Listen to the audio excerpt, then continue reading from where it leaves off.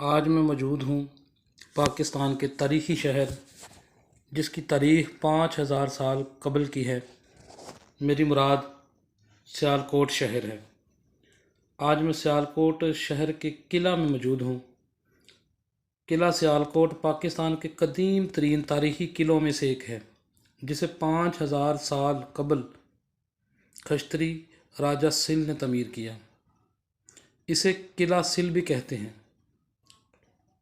اس کے بعد اس قلعے کو دوسری صدی میں ہندو گجر بادشاہ راجہ سالبہن عرف سلوان نے دوبارہ تعمیر کروایا اور اس کا نام سل مٹا کر سیالکوٹ رکھا۔ اس قلعہ کو 10,000 مزدوروں نے 2 سال میں تعمیر کیا۔ اس کی تعمیر لکڑی کے پھٹوں، کنکریوں اور اینٹوں سے کی گئی اور یہ سارا سامان بھارت کے شہر پٹھان کوٹ سے منگوایا گیا۔ راجہ سل نے ایک متبرک اور مقدس ٹیلے پر اپنے علاقہ کے دفاع کے لیے تیار کروایا تھا۔ اس پر بہت سے مندر اور معبد تھے جنہیں قلعہ کی حدود میں شامل کر دیا گیا۔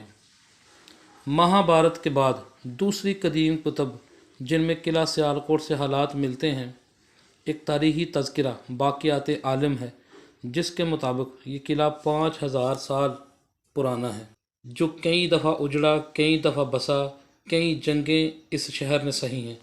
14 اگست 1947 کو قلعہ سیالکوٹ پاکستان کے حصے میں آیا۔